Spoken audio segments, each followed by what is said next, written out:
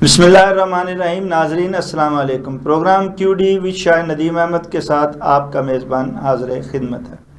ناظرین، اس وقت ملک کو جس قدر غمگین چیلنجوں کا سامنا ہے، اس سے عہدہ برا ہونے کے لیے سیاسی ماحول میں منافرت، انتشار، اشتعال اور لا تعلقی کا جو زہر سرایت کر چکا ہے، اسے ختم کرنا ضروری ہے۔ لیکن یہ کیسے ختم ہوگا؟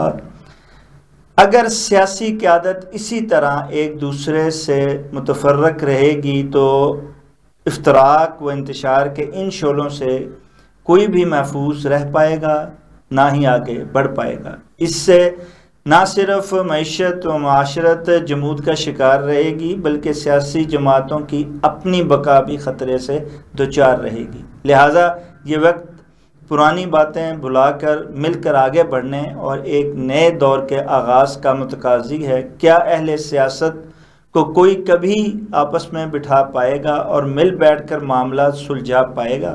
اس پر اظہار خیال کے لیے آج ہم نے سینئر کالم نگار، تجزیہ کار جناب میاں افتخار احمد صاحب کو مدعو کیا ہے۔ ہم ان کے شکر گزار ہیں کہ پروگرام میں ویڈیو لنک پر شریک ہو رہے ہیں۔ جناب افتخار احمد صاحب، اہل سیاست نہ صرف ایک دوسرے سے دور ہو رہے ہیں بلکہ جمہوریت کو بھی داؤ پر لگا رہے ہیں۔ کیا یہ کبھی مل بیٹھ پائیں گے اور اپنے معاملات کو سلجھا پائیں گے، یا ایسے ہی ایک دوسرے سے دستے گریباں رہیں گے؟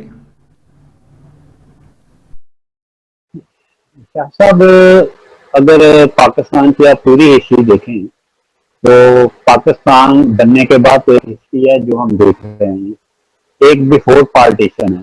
جس وقت پاکستان کی تحریک چل رہی تھی تو اس وقت بھی ہمارے اندر اختلافات بہت زیادہ پائے جائیں گے۔ کچھ جماعتیں تھیں وہ ہندوستان کے ساتھ رہنا چاہتی تھیں، کچھ پاکستان بنانے کے حق میں تھیں، حتیٰ کہ یہاں آ کے جو بہت سارے لیڈر بنے ہیں بڑے بڑے، وہ بھی اس وقت پاکستان بننے کے مخالف تھے۔ اس کے بعد جب پاکستان بن گیا تو 3-4 سال کا پیریڈ نکلا ہوگا تو ہم لوگ اسٹیبلشمنٹ کے ہاتھ چل گئے۔ اسٹیبلشمنٹ نے یہاں جماعتوں کی توڑ پھوڑ شروع کی اور وہ توڑ پھوڑ اتنی بڑھ گئی کہ اس کو بعد میں سنبھالنا مشکل ہو گیا۔ اگر آپ پاکستان کی بانی جماعت، جس کو ہم مسلم لیگ کہتے ہیں سے، اگر اس کو دیکھیں تو اس کی آج تک جو ہے 23-24 جو ہیں برانچز بن چکی ہیں۔ صاف لیگ ہو گئی، فلاں لیگ ہو گئی، فلاں لیگ، اگر آپ اس کا پورا لگائیں تو میرا خیال ہے شاید وہ 23 کے قریب بن چکی ہیں۔ تو 23 جماعتوں میں اگر ایک جماعت ٹوٹ رہی ہے، پیپلز پارٹی ٹوٹ کے 2-3 جماعتوں میں کنورٹ ہو گئی ہے، اور وہ سارے سیاستدان جو ہے اپنے اپنے مفادات کو لے کے بیٹھے ہوئے ہیں۔ اس کے بعد اگر آپ اور تھوڑا سا تفصیل میں چلے جائیں تو صوبائی بیسس پہ کچھ لوگ آ گئے۔ صوبائی بیسس پہ جن لوگوں نے سیاست شروع کی وہ کچھ تو وہ لوگ تھے جو پاکستان کے ساتھ کھیل رہے ہیں، اور کچھ وہ ہیں جو بیرونی ایجنڈے پہ کھیل رہے ہیں اس وقت۔ میرا خیال ہے کوئی کسی کی بات نہیں ہے، آپ بھی جانتے ہیں، سارے لوگ جانتے ہیں بیرونی ایجنڈے پہ کون سے سیاستدان کام کر رہے ہیں۔ اور اگر ان کے مل بیٹھنے کی بات ہے تو میں نام لیے بغیر، یعنی ایک ایسا بڑا معاہدہ جو خانہ کعبہ میں بیٹھ کے ہوا تھا سیاستدانوں کا، ایک 77-74 کے درمیان یہ ہوا تھا، اور یہ خانہ کعبہ میں بیٹھ کے معاہدہ ہوا تھا۔ اور جیسے ہی پاکستان میں یہ آئے ہیں تو اس کے دو پارٹیوں نے خانہ کعبہ میں بیٹھ کے کیے ہوئے معاہدے ہو گیا، ہم نے پاکستان کو ایک لے کے چلنا ہے، اس سے منحرف ہو گئے تھے۔ اور سب سے پہلی جو جماعت منحرف ہوئی تھی وہ بھی ایک دینی جماعت تھی جس کا ایک بہت بڑا نام تھا اس وقت پاکستان میں۔ تو اگر ان سیاستدانوں کی بات میں تو کوئی سیاستدان فیئر نہیں ہے۔ ایک کسی کا مقولہ بھی ہے کہ قوم بنانی ہو، اگر ملک بنانا ہو تو قوم میں لیڈر پیدا ہونے چاہیے۔ ہم لوگ کرسی کے بھوکے ہیں، ہمیں کرسی چاہیے چاہے وہ کسی بھی قیمت میں ملے۔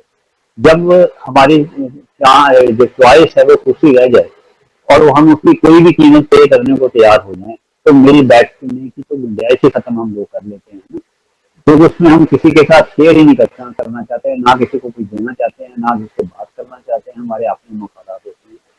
اور اگر میاں افتخار صاحب، ایک تو آپ کی آواز جو ہے وہ تھوڑی کم ہوتی جا رہی ہے، دوسرا اس کو درست کر لیجئے گا۔ دوسری جو اصل بات ہے وہ یہ ہے کہ آپ کی ساری گفتگو سے اندازہ یہ یوں لگتا ہے کہ یہ جو عدم استحکام ہے، سیاسی عدم استحکام، اس کا ذمہ دار خود اہل سیاست ہے، اہل ریاست نہیں ہے، یا فیصلہ ساز نہیں ہے، یا مقتدر نہیں ہے، یہ خود اس کے ذمہ دار ہیں۔ اس لیے یہ سیاسی عدم استحکام کو خود ہی آ کے لے کر چل رہے ہیں، اور یہ اس ملک میں سیاسی استحکام چاہتے ہی نہیں ہیں۔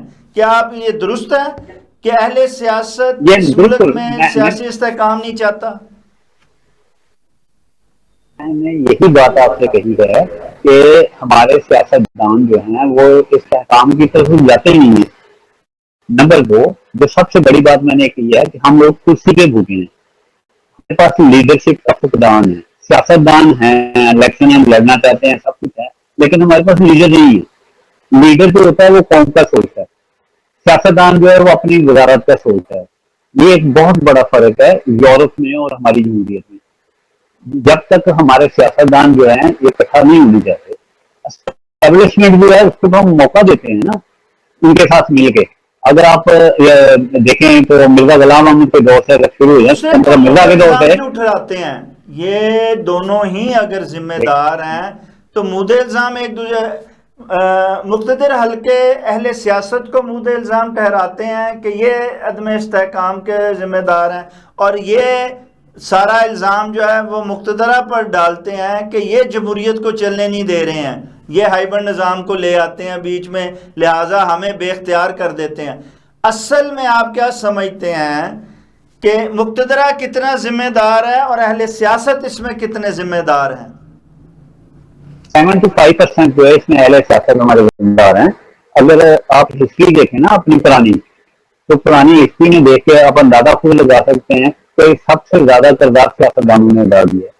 اب مقتدرہ کو وقت اور ٹائم جو دیا ہے ہم نے اس میں انٹر کرنے کا، وہ سیاستدانوں نے دیا ہے۔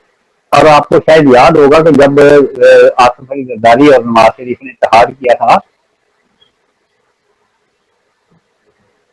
دونوں کو جب موقع ملتا ہے، جی ہاں دیکھیں نا ہم لوگ تو جمہوریت میں بھی اتنے اچھے ہیں ہی نہیں۔ ہم جمہوری ممالک کس کو کہتے ہیں؟ یو ایس اے کو، یو کے کو، یورپ کو کہہ رہے ہیں۔ اگر آپ یو ایس اے میں چلے جائیں تو بارک اوباما جس وقت پریزیڈنٹ بنے تھے تو ان کی ساری جو تقریریں تھیں وہ ساری یہ تھی کہ مشرق وسطیٰ میں جو ہم نے جنگ کی ہے یہ ختم ہے، ہم وہاں سے فوج واپس لا لیں گے، عراق سے واپس لائیں گے، شام سے واپس لائیں گے، پورا الیکشن اس بات پہ لگا تھا۔ لیکن جس وقت وہ صدر بنے ہیں تو صدر بننے کے بعد وہ بالکل پالیسی ان کی الٹ ہو گئی۔ اس کے بارے میں جو پینٹاگون چاہتا تھا وہ کر رہے تھے۔ وہاں ایک جو فرق ہے ہمارے اور ان کا، انہوں نے ایک حد کھینچی ہوئی ہے کہ آپ ہماری پالیسیز میں انٹر نہیں کریں گے، ہم آپ کی پالیسیز میں انٹر نہیں کریں گے۔ مقصد وہاں بھی ہے، لیکن سیاستدان اور ان کے درمیان ایک دیوار ہے، وہ دیوار سے نہ ادھر جاتے ہیں، دونوں ایک دوسرے کی طرف نہیں جاتے۔ لیکن ہم جس وقت کسی بھی سیاستدان کی ٹانگ کھینچنا چاہتے ہیں تو ہم مقتدر کو اتنا ٹائم دیتے ہیں کہ وہ ہمارے درمیان آ کے آ جائے۔ اگر ہم سیاستدان مقتدر کو ٹائم نہ دیں، نہ ان سے ہیلپ مانگیں، نہ ان سے کہیں کہ آپ جو گورنمنٹ توڑیں جو اس وقت ہے، تو میرا خیال ہے کہ وہ چانس جو ہے وہ ختم ہو جائے گا مقتدر۔ میاں افتخار احمد صاحب، اہل سیاست کی تو لگتا ہے مجبوری یہ ہے کہ ان کی جڑیں عوام میں نہیں ہیں۔ جب اہل سیاست کی جڑیں عوام میں نہیں ہوں گی اور عوام ان کی ترجیحات میں شامل نہیں ہوں گے تو پھر مقتدیٰ کو ہی موقع دینا پڑے گا نا ان کو سیٹوں پہ آنے کے لیے، انہیں جیتنے کے لیے، انہیں ایوان پارلیمان میں آنے کے لیے، اپنی وزارتیں اور عہدے لینے کے لیے۔ پھر مقتدرہ ہی سپورٹ کرتی ہے نا، عوام کی تو سپورٹ ہے ہی نہیں کسی کو۔ جی کرتے ہیں، میں نے پہلے ایک چیز کی وضاحت کی ہے کہ ہم لوگ کرسی کے بھوکے ہیں، ہمیں وزارت ملنی چاہیے۔ اگر کوئی لیڈر کے پاس ہو تو وہ قوم کا سوچے۔ جب لیڈر ہمارا قوم کا سوچے گا تو قوم جو ہے اس کے لیے کھڑی ہو جائے گی۔ ترکی کی مثال آپ کے سامنے ہے، جو لوگ جب گورنمنٹ فوج نے توڑی ہے تو ترکی کے لوگ ٹینکوں کے آگے لیٹ گئے تھے اور فوج کو واپس ہونا پڑا تھا۔ فوج اپنے عوام کو نہیں مارتی، لیکن جب ترکی کے لیڈر نے کچھ عوام کو دیا تھا تو عوام کھڑی تھے نا۔ وہاں تو لیڈرشپ بھی ہے، وہاں قوم بھی ہے، ہجوم نہیں ہے۔ اس لیے وہاں کی ہم بات تو کرتے ہیں، لیکن ہمارے ہاں تو قوم جو ہے وہ قوم نہیں، ایک ہجوم ہے، ایک ریوڑ ہے لوگوں کا، اور اسی طرح جو کہ قیادت کے بغیر جو ہے وہ چل رہا ہے۔ نہ ہی اس کو قیادت پہ یقین ہے، نہ ہی وہ کسی کو اپنی قیادت سمجھتا ہے. جب وہ نہیں سمجھے گا تو باہر کیسے نکلے گا، انقلاب کیسے لائے گا؟ تو اس ملک میں تو جو یہ دعویٰ کرتے ہیں کہ انقلاب آ رہا ہے وہ تو جھوٹ بولتے ہیں. یہاں انقلاب کیسے آئے گا؟ یہاں تو نہ قوم ہے نہ لیڈر ہے. تو میں نے ایک وضاحت کی ہے آپ کو کہ لیڈر جو ہے وہ قوم بناتا ہے. جب ہمارے پاس لیڈر ہی نہیں ہے کوئی، ہم صرف اسی کی خاطر الیکشن لڑتے ہیں، سیاست میں آتے ہیں اور خود کو لیڈر کہلاتے ہیں. ہمیں قوم کا فکر ہی نہیں ہے. جب قوم ہم بنائیں گے، قوم کو کچھ دیں گے، ان کی روٹی پانی، ان کے کپڑے، ان کی تعلیم، ان کی ہیلتھ کا خیال رکھیں گے، تو پھر قوم جو ہے اس کو پتا ہوگا کہ یہ لیڈر ہے، میں نے اس کے لیے کھڑے ہونا ہے، میں نے جان دینی ہے. اب جب قوم جانتی ہے کہ یہ لیڈر کرسی کے لیے آیا ہے، ہم نے وقتی طور پہ ٹرائی کی ہے کہ کوئی لیڈرشپ ہمیں مل جائے، نہیں مل سکی، تو قوم بھی پیچھے ان کے نہیں جاتی. جب مرضی مقتدرہ جو ہے وہ گورنمنٹ ان کی توڑ دیتے ہیں، تو وہ کیوں ان کے پیچھے آئیں گے جب تک آپ انہیں کچھ دیتے نہیں. آپ دیکھیں نا آج تک پاکستان میں قوم کو، عوام کو کیا دیا گیا؟ اس وقت جو صورتحال چل رہی ہے، بجلی کتنی مہنگی ہے، لوگ خودکشیاں کر رہے ہیں، چلان اتنے گڑ گڑ کر رہے ہیں کہ لوگ رکشے اور گاڑیاں اپنی چلا رہے ہیں. یہ قوم کو کیا دیا جا رہا ہے اس وقت بھی دیکھ رہے ہیں نا آپ فرنٹلی. اور اگر اسے پیچھے دیکھیں، اسے پیچھے دیکھیں، جو گورنمنٹ ہے 40-50 سال پیچھے چلے جائیں تو کیا ہے؟ کوئی نہیں. عوام کے لیے کچھ نے کیا کیا ہے؟ عوام کیوں آپ کی خاطر سڑکوں پہ آگے ٹینکوں پہ آگے لیٹے گی؟ جب آپ نے عوام کو دینا ہی کچھ نہیں ہے، آپ نے اپنے مفادات دیکھنے ہیں، اپنے فیملی کے، اپنے خاندان کے، اپنے ساتھ دینے والوں کو دیکھنے ہیں. اس قوم کا آپ نے کچھ نہیں کرنا تو قوم کیوں آپ کے لیے سڑکوں پہ آگے ٹینکوں پہ آگے لیٹ جائے گی؟ ہم ان کے لیے نہ لیٹے تو اپنے لیے کیا کرے گی؟ جو مر رہی ہے، رول رہی ہے، پس رہی ہے، وہ یہ یوں ہی پستی رہے گی. بڑی اہم ہے. اگر آپ بین الاقوامی طور پہ اس کا دیکھیں تو چائنا جو تھا اس کی جو کنڈیشن تھی بہت بری تھی. ان کو صرف ایک لیڈر ملا تھا اور وہ جس وقت جلوس لے کے نکلا تو کتنے لوگ مرے تھے اس میں. لیکن وہ لیڈر تھا، اس نے قوم کو اکٹھا کر لیا، قوم کو اکٹھا کر کے وہ لے کے نکل پڑا، اس نے گورنمنٹ ختم کر کے چائنا کو چالو کر لیا. لیکن ایک لیڈر نے، سیاستدان نے نہیں. قوم کو کبھی بھی خود بخود قوم کبھی بھی کوئی اکٹھی نہیں ہوگی، اور نہ کوئی ہسٹری ملتی ہے کہ کسی قوم نے خود بخود کچھ کیا. ہمیشہ اسے لیڈر ملا ہے، چاہے وہ بہت لو لیول پہ لوکل سطح پہ ملا اور لوکل سطح کے بعد اس کو کوئی رائے مل گئی ہے. لیکن ایک وقت میں لیڈر جو ہے وہ ملا ہے ضرور. آپ جتنی بھی تحریکیں دیکھ لیں آج تک، اس میں کوئی نہ کوئی لیڈر آپ کو ملے، سیاستدان نہیں ملیں گے. لیڈر ملتا ہے جب ملک میں جمہوریت ہی نہیں ہوگی تو جمہور کو لیڈر کیسے ملے گا پھر میاں افتخار احمد؟ دیکھیں دو باتیں بڑی اہم ہیں. اگر آپ پبلک میں رہتے ہیں اور میں بھی پبلک میں رہتا ہوں، ایز اے جرنلسٹ پروفیشن بھی ہے ہمارا، ہم لوگ یہ دیکھتے ہیں کہ پبلک جو ہے یہ اپنے مفادات کو دیکھتے ہوئے ووٹ دیتی ہے. مفادات اس کے بہت چھوٹے چھوٹے ہوتے ہیں. میرا یہاں ہمارے پاس ایک الیکشن ہوا ہے خلقے میں، اسماء اصیلہ کا نام آپ نے سنا ہوگا، رانا ثناء اللہ کے مقابلے میں وہ جیتا ہے. تو جس وقت الیکشن ہو رہا تھا تو میں نے کہا کہ 1 سال 5 سال اس کو ٹکٹ نہیں ملی تھی. ایک دفعہ وہ رہ گیا تھا، نیشنل قرار دے دیا گیا تھا. 10 سال وہ عوام میں نہیں رہا. میں نے کہا اس دفعہ کہہ دیا کہ یہ الیکشن جیت جائے گا. مجھے سارے کہنے لگے کہ کیوں جیتے گا؟ میں نے کہا اس لیے کہ یہ عوام میں رہا ہے. یہ ہر ایک مرنے والے کے گھر گیا ہے، مرنا جینا اس کا عوام کے ساتھ رہے، اس کے ساتھ رہے، جیت جائے گا. 10 سال سیاست سے آؤٹ رہنے والا آدمی صرف اس بنیاد پہ جیتا کہ اس نے جنازے بڑے چلے دیں گے. اگر آپ الیکشن دیکھیں یہ والا جو بھی ہوا ہے، اس الیکشن میں کسی پارٹی کے کسی سیاستدان نے، کسی پارٹی لیڈر نے عوام کو یہ بتایا کہ ہماری ملک کی معیشت کدھر جا رہی ہے، میں معیشت کے لیے کیا کروں گا؟ مینیفیسٹو دیا معیشت. میاں افتخار احمد صاحب اور اس عوام نے الیکشن صرف کے وہ بعد تو اب لیڈر کا تعلق جو تھوڑا بہت تھا جیسے آپ نے فرمایا عوام کے ساتھ، وہ بھی کٹ گیا ہے، کیونکہ لیڈر کو پتہ لگ گیا ہے کہ اب ہم نے آئندہ جب بھی آنا ہے ایک ہائیبرڈ نظام کے ساتھ آنا ہے اور 45-47 کے تحت ہی آنا ہے. لہٰذا اب وہ لیڈر جتنے بھی ہیں وہ سارے ادھر ہی دیکھ رہے ہیں، انہی کی خوشنودی چاہ رہے ہیں اور انہی کے ساتھ چل رہے ہیں اور انہی کے پیج پہ رہنے کے لیے جو ہے وہ سر دھڑ کی بازی لگا رہے ہیں. تو پھر عوام کا کیا بنے گا؟ میرا اختلاف اس بات ہے. جی فرمائیے. لیڈر ہے ہی نہیں ہے. آپ لیڈر کا لفظ ان کے لیے استعمال نہ کریں. یہ سیاستدان ہے، لیڈر نہیں ہے.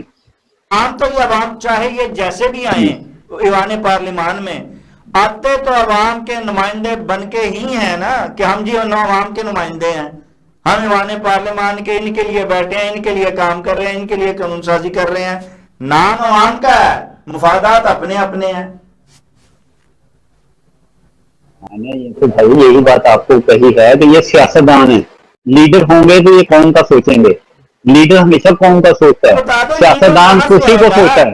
عوام میں سے ہی نکلتا ہے نا، کیسے آئے گا ذرا یہ تو وضاحت فرمائیے۔ یہ آج تک یہ دیکھیں، میں نے آپ کو ہسٹری کا حوالہ دے رہا ہوں کہ آپ ہسٹری کو دیکھیں کہ ہمیں کسی وقت بھی کوئی لیڈر جو ہے عوام میں سے نہیں ملا، گاڈ گفٹڈ لیڈر ہیں سارے کے سارے جو میں یورپ میں دیکھ لیں، افریقہ والی سائڈ دیکھ لیں، کتنے لیڈر آپ کے سامنے آئے ہوں گے جو اٹھے ہیں، لیکن وہ اللہ کی صرف گاڈ مہربانی گفٹڈ۔ ہے، وہ ہمیں کوئی لیڈر دے دیتے ہیں اور ہم اسے لیڈر سمجھ لیتے ہیں، ہم تو ملا ہوئے لیڈر کو لیڈر کہہ رہے ہیں، جو بھی کوئی ملتا ہے اور انہی کے پروسیس سے ملتا ہے۔ 2018 کا الیکشن جو تھا اس کی بنیاد سوشل میڈیا بنائی گئی۔ سوشل میڈیا کے سیٹ اپ کس نے کیا تھا؟ وہ بھی جانی چھپی چیز تو نہیں ہے نا کہ سوشل میڈیا سیٹ اپ کس نے بنایا تھا؟ کون کون تھے اس وقت جو لاہور میں بیٹھا ہوا تھا، کون مفت طرح کا کہاں بیٹھا ہوا تھا اور کہاں سے وہ کنٹرول کر رہے تھے؟ ہماری عوام اتنی بولی ہے کہ وہ سوشل میڈیا کے اوپر لگ کے پوری اسٹریم ہی چینج کر گئی۔ ایک بالکل نیا لیڈر ہم لے آئے اپنے درمیان میں، بالکل ایک نیا پرسن سیاستدان جو تھا، جو کسی کو 10 سیٹیں نہیں جس کو ملتی تھی، وہ اس کو کتنی بڑی اکثریت مل گئی، اور وہ سوشل میڈیا کے سر پہ دی، اور اس کی ذمہ دار بھی موقع پر تھی نا ہماری۔ پھر جس وقت زرداری اور نواز شریف اتحاد کر گئے تھے کہ ہم نے مقتدرہ کی ایک بات نہیں ماننی، تو یہ تھرڈ پارٹی ایک جنریٹ کی، اور یہ بھی آپ کو پتا ہوا یہ حمید گل نے بنائی تھی، اور حمید گل کے الفاظ سے یہ اس نے اوپن کہے تھے کہ ہمارے پاس ان پارٹیوں کے برابر کوئی بندہ نہیں ہے کہ جن کو ان کے مقابلے میں ہم کسی کو ایمرجنسی روٹ پر کھڑا کر سکیں، یہ میں تیسری فورس بنا رہا ہوں۔ یہ حمید گل کے الفاظ ہیں، اور مل جائیں گے آپ کو انٹرنیٹ پہ کہیں نہ کہیں، تو میں یہ تھرڈ فورس بنا رہا ہوں جو ان دو آدمیوں کے خلاف کھڑی کرنے کے ہمارے کام آئے گی، جس پارٹی کی بنیاد ہی مقتدر نے رکھی ہو، اور اس وجہ سے رکھی ہو کہ ہم نے ان دو پارٹیوں نے کسی وقت ہمیں تنگ کیا تو ہم نے ان کو سبق سکھانا ہے، تو پھر تو اس پارٹی کو کیا کہیں گے؟ میاں افتخار صاحب، اس ملک میں تو ہر دور میں ایک پارٹی جو بنی ہے وہ دوسرے کو کرش کرنے کے لیے، دبانے کے لیے، دیوار سے لگانے کے لیے اور مائنس کرنے کے لیے ہی بنی ہے، کوئی پارٹی بھی ایسی نہیں ہے، بالکل۔ چاہے آپ پیپلز پارٹی کو آپ دیکھیں، مرزا چاہے احمد مون صاحب لے کو کے دیکھیں، دیکھیں، چاہے تحریک انصاف کو دیکھیں، یہ تو ہماری ہسٹری ہے، لیکن اب ہم نے اس ہسٹری میں علانیہ ایک چیز کر دی ہے، ہائبرڈ نظام، اب تو ہم اس کے تحت چل رہے ہیں۔ آپ کیا سمجھتے ہیں اس نظام کے تحت کوئی استحکام آ پائے گا، کوئی ملک آگے چل پائے گا، جبکہ نام نہاد سیاستدان اس کو وقت کی ضرورت کہنے لگ پڑے ہیں علانیہ؟ وہ باتیں جو ہے بڑے نظام میں کسی وقت بھی کوئی کام نہیں ہو سکتا، کیونکہ کچھ چیزیں جو ہیں ایک اے پارٹی کے خلاف ہوتی ہیں، کچھ بی کے بارے میں ہوتی ہیں، اور جب دونوں کے مفاد آپس میں ٹکراتے رہیں گے تو ان میں کلیش ہوتا رہے گا۔ ہائبرڈ نظام تو کسی صورت میں کسی جگہ پوری دنیا میں کامیاب نہیں ہے، ٹھیک ہے؟ یہاں ہم لوگ کیا کہتے ہیں کہ ہمیں مقتدر جو ہے وہ اپنا کنٹرول چاہتی ہے، سیاستدان اپنا چاہتے ہیں، ہم کہتے ہیں چلو یار مل جل کے کام کریں، جیسے یہ کہتے ہیں ان کی مان لیں، اس طرح ایک نیا نظام کریٹ ہو جاتا ہے، وہ عوام کو تو کچھ نہیں دے پائے گا نا۔ اب یہ اس وقت دیکھیں آپ، ساری باتیں چھوڑ دیں، مہنگائی کتنی ہے، بنیادی طور پہ عوام کو دینے والی یہی چیز ہے نا، مہنگائی ہے، مہنگائی کے اوپر کوئی آدمی نہیں سوچ رہا، بزرگوں کی تنخواہیں کتنی بڑی ہیں، 350% مختلف اوقات میں بڑھتے بڑھتے 180% ایم این اے کی بڑھ گئی۔ اس کے علاوہ جو ان کو سہولتیں دی جا رہی ہیں، فری بجلی دی جا رہی ہے، فری پیٹرول دیا جا رہا ہے، فری ٹکٹیں دی جا رہی ہیں پی ایچ ڈی، اگر آپ لگائیں تو وہ کھربوں ڈالر کا خرچہ ہے۔ اب کھربوں ڈالر کا خرچہ ہم جس حکومت کو چلانے کے لیے کر رہے ہیں، وہ کھربوں ڈالر جو ہے اگر ہم پبلک پہ لگا دیں گے تو وہ پبلک آپ کو لیڈر تسلیم کرے گی، لیکن جب ہم وہ کھربوں ڈالر جو ہیں اپنے چاہنے والوں کو بانٹ رہے ہیں، ایم پی ایم این اے وزراء کو بانٹ رہے ہیں، पब्लिक को नहीं गया है। जितना हमारी पब्लिक के लिए बजट है उससे 2 गुना बजट हम हुकूमत चलाने के लिए कर रहे हैं। ये कोई हकीकत की चीज तो नहीं है, आपको अंदाजा नहीं है। ये जो सैलरियां बढ़ी हैं, जो कुछ इन लोगों ने किया है शोकत, ये इसमें आवाम को क्या मिला है? सिर्फ वही 200-300 की जो आपकी कौमी असम्बली है और सूबाई असम्बली 200 की है, और 100 आपका वजीर वगैरह होगा, और खरबों रुपए के अखराजात हैं। ये आवाम के लिए तो नहीं है ना। फिर जितनी बिजली चोरी होती है वो सारे पावरफुल लोग चोरी करते हैं। मेरी बात सुनने चाहिए, चोरी करते हैं, आम आदमी नहीं करता। हाल का इदराक जो है वो क्या फैसला साजों को और हुक्मरानों को नहीं है? हुक्मरान तो सबज बाग दिखा रहे हैं, वो तो हर तरफ हरियाली दिखा रहे हैं, वो तो कहते हैं सब अच्छा है, मुल्क जो है वो इस्तेहकाम की तरफ जा रहा है, खुशहाली की तरफ जा रहा है, और अवाम जो है वो बेहतर सूरत है, हर चीज जो है वो बिल्कुल ठीक है। ये जो तनकीद, ये इतराज, ये अपोजिशन कर रही है, इनको सब अच्छा नजर आ रहा है, हुक्मरानों को भी और फैसला साजों को भी। लेकिन अवाम पिस कर रह गए हैं, जैसे आप भी बता रहे हैं कि पेट्रोल की कीमतें देखें, चीनी दस्तयाब नहीं है, आटे का बुरान आ रहा है, दीगर अवाम की दस्तरस से जरूरत अशिया जो है वो निकल गई हुई हैं। अवाम एक दूसरे को मार रहे हैं, दाड़ रहे हैं, एक दूसरे को कत्ल गारत आम हुआ पड़ा है। कोई जो है कहीं रिट हुकूमत की नजर नहीं आती, लेकिन फिर कहते हैं कि सब कुछ अच्छा है। तो ऐसी सूरत हाल से कैसे निकला जाएगा, कैसे आगे बढ़ा जाएगा, और कैसे जो है हम जो है अवाम जो है वो खुद को और अपने फैसलों को मनवा पाएंगे और आगे बढ़ पाएंगे? बात फिर वही आ जाती है कि अपोजिशन जो होती है ये एक बेहतरीन किरदार अदा करती है गवर्नमेंट को रोकने के लिए, अपनी जो इस वक्त हुकूमत होती है। अब जिस वक्त एमपीए एमएनए जिन्होंने वोट देना है, हुकूमत के खिलाफ तनकीद करनी है या उनकी किसी पॉलिसी पे वोट नहीं देना, जब उनकी तनख्वाहें बढ़ती हैं तो सारे एक हो जाते हैं, जब उनके अपने मफादात आते हैं सारे एक हो जाते हैं। अब इसकी सबसे बड़ी मिसाल मैं आपको देने लगा हूं कि चीनी जो थी, वजीर आजम ने एक्सपोर्ट करने की इजाजत दी, और जितनी चीनी एक्सपोर्ट करने की इजाजत दी है, फिगर देख लें, उसी फिगर में दोबारा इंपोर्ट की जा रही है। कोई जाहल से जाहल आदमी को बता दें कि पाकिस्तान की जरूरत अगर फॉर एग्जाम्पल 1 करोड़ टन चीनी है तो उसमें से आप 50। मुझे ये बताएं, इन्हें रोकेगा कौन? कौन इनके गिरफ्तारों पे हाथ डालेगा? कौन इन्हें नकेल डालेगा? इनके गिरफ्तारों को रोकने के लिए अवाम ही है। ठीक है, जिसकी एक प्रैक्टिकल मिसाल पाकिस्तान में भी है। बिजली के रेट बढ़ गए, आजाद कश्मीर के लोग सड़कों पे आ गए। वहां बिजली का रेट क्या है इस वक्त बताएं जरा? जी जी, अब तो 3-4 रुपए यूनिट है। जी जी, 65 तो हमारे पास है ना, उनके पास 3-4 रुपए है। जी हाँ, उन्हें टोटल टैक्स वगैरह डाल के 9 रुपए पड़ रहा है। क्यों 9 रुपए हुआ? तो वो लोग सड़कों पे आ गए, गवर्नमेंट को मजबूरी वहां रेट कम करनी पड़े। तो हम अवाम क्यों, जो अवाम ही इनको रोकेगी ना, ये काम नहीं कर रहे हैं। लेकिन जब अवाम ही, उन्होंने तो गैरत दिखाई, अहमियत दिखाई, उन्होंने तो दलेरी दिखाई। क्या वजह है कि सिंध, पंजाब, बलूचिस्तान और खैबर पख्तूनख्वा की अवाम क्या चक्कर है, खामोश बैठी हुई है और हर चीज बर्दाश्त की जा रही है? अगर आप 200 साल पीछे चले जाएं, 200 साल की लगातार हिस्ट्री देखें तो आपको इन इलाकों में किसी जगह कोई मुलामत नहीं लगी। बाहर से आने वालों को हम वेलकम करते रहे, कोई लड़ाई हमने लड़ी। वही जो हमारे तारीख को दोहरा के क्या इसी तरह जुल्म और जबर बर्दाश्त करते रहेंगे और इनको अपने सर पर मुसल्लल करके चलते रहेंगे? फिर यही हमारा मुस्तकबिल है।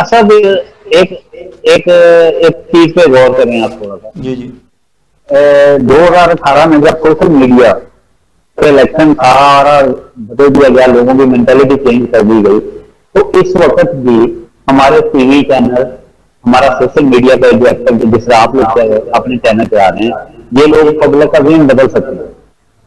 लेकिन इस वक्त मुझे बताएं, टीवी चैनल पे जो एंकर हैं वो क्या पार्टी नहीं बने हुए? جو ایکٹیو ٹی وی چینل ہیں اس وقت، تو وہ سارے کے سارے تو پارٹی بنے ہوئے ہیں. جب وہ پارٹی بنے ہوئے ہیں، وہ حکومت پہ تنقید نہیں کر رہے، وہ کہتے ہیں سب اچھا ہے. تو عوام تو پریشان ہے کہ سب اچھا کہاں ہے. یہ ایک لیڈر ہوتے ہیں جنہوں نے قوم کو اٹھانا ہوتا ہے. لیڈر نے بھی کوئی سورس استعمال کرنا ہے، کوئی ٹی وی استعمال کرے گا یا سوشل میڈیا استعمال کرے گا. جب ٹی وی پہ اس کے مقابلے میں کسی لیڈر کو جو عوام کو اٹھانے کی کوشش کرے گا، ٹی وی چینل پہ سارے اینکر بیٹھ کے کہیں گے گورنمنٹ اس وقت بہت ٹھیک جا رہی ہے، سب اچھا ہے، تو عوام تو بیچاری لاچار ہو جاتی ہے کہ کیا کریں.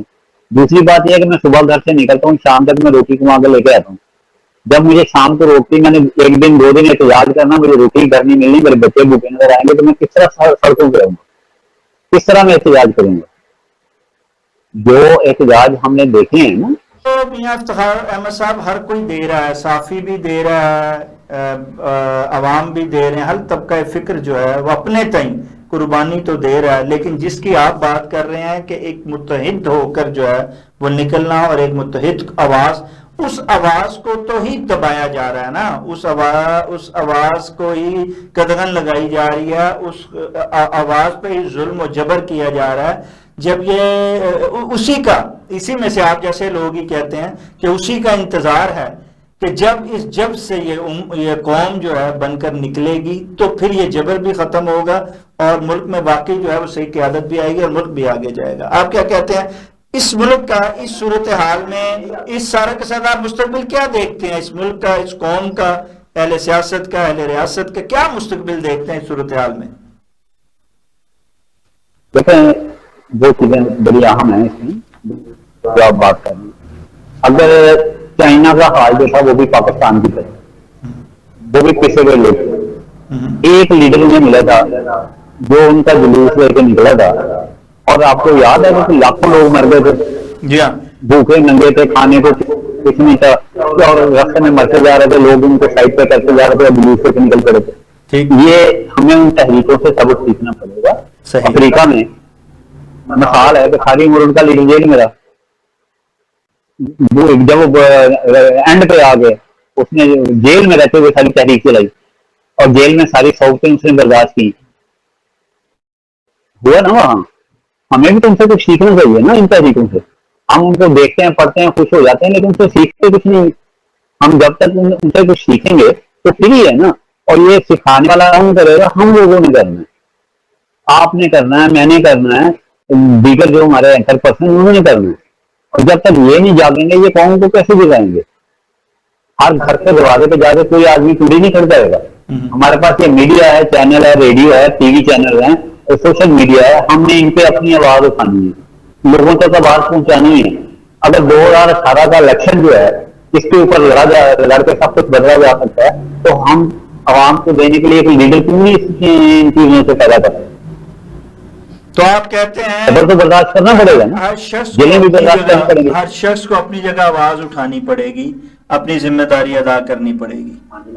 جی بالکل، بہت شکریہ جی اپنا میاں افتخار احمد صاحب. جی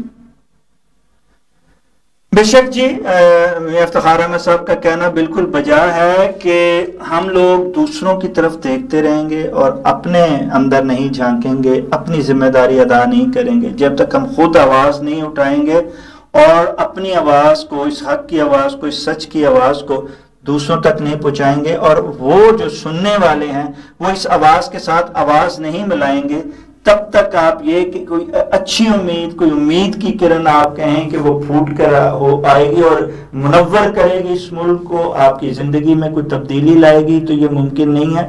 اس کے لیے ہر قوم نے قربانیاں دی ہیں اور بہت زیادہ قربانیاں دی ہیں. قربانی دینی پڑتی ہے تبھی جو ہے وہ ملک جو ہے وہ آگے بڑھتا ہے اور تبھی جو ہے عام عوام جو ہے ایک قوم بن کر اس ملک کی نمائندگی کرتے ہیں. ناظرین، اس کے ساتھ ہی پروگرام کا وقت ختم ہوا چاہتا ہے. اپنے میزبان شاہ ندیم احمد کو اجازت دیجیے. آپ کا ہمارا ہم سب کا اللہ نگہبان.